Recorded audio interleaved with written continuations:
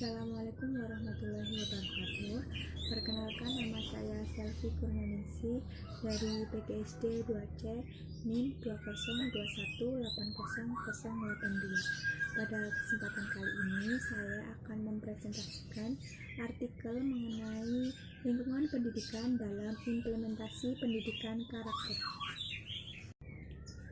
Masalah dari seputar karakter itu sendiri mengalami keprihatinan yang terjadinya krisis karakter yang ditandai dengan meningkatnya kejahatan, meningkatnya tindak kekerasan, penyalahgunaan obat terlarang yaitu narkoba, kemudian perilaku korup, dan lain sebagainya. Dengan adanya krisis karakter itu sendiri, maka perlu adanya implementasi pendidikan karakter, yaitu melalui pendidikan karakter itu sendiri, di mana pendidikan karakter adalah proses bimbingan kepada peserta didik agar terjadinya perubahan perilaku, perubahan sikap, dan perubahan budaya, sehingga dapat terwujudnya komunitas yang beradab.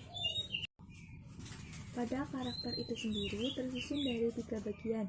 Yang pertama yaitu moral knowing atau pengetahuan moral, di mana dalam hal ini terdapat pemahaman kepada peserta didik tentang kebaikan.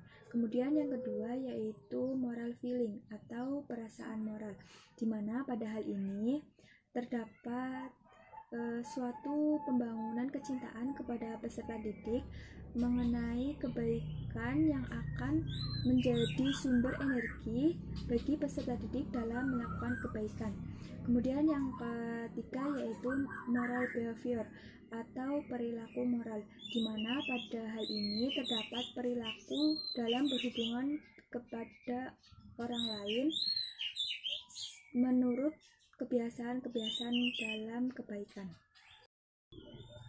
Pendidikan karakter itu sendiri memiliki tujuan dan prinsip, di mana tujuan dari pendidikan karakter itu sendiri yaitu meningkatkan mutu proses dan hasil pendidikan sesuai dengan standar kompetensi kelulusan pada satuan pendidikan.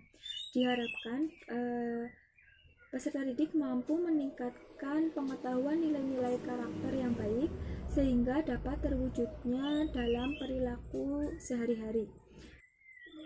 Sedangkan prinsip pendidikan karakter itu sendiri yaitu mengembangkan kepribadian secara keseluruhan, di mana pada hal ini mengubah perilaku peserta didik dari yang memiliki perilaku buruk menjadi perilaku yang baik, termasuk mempertahankan karakter yang baik.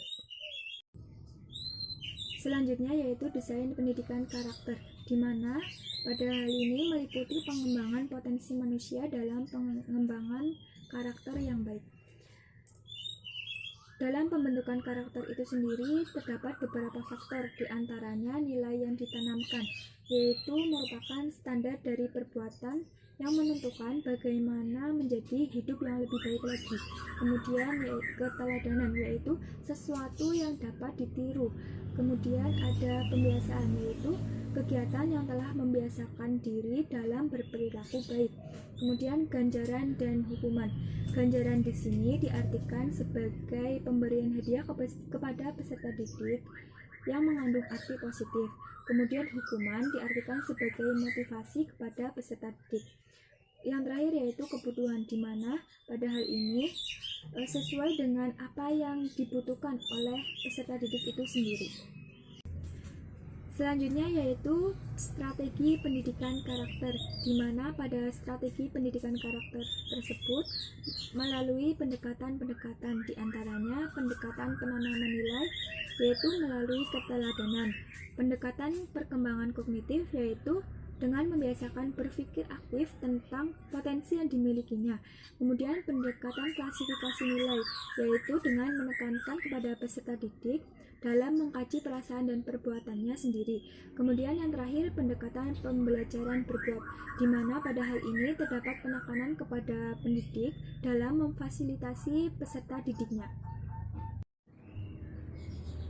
Selanjutnya yaitu model pendidikan karakter, di mana terdapat 4 model pendidikan karakter, yaitu metode belajar melalui partisipasi siswa aktif, di mana dalam hal ini siswa terlibat aktif secara kreatif dalam pembelajaran.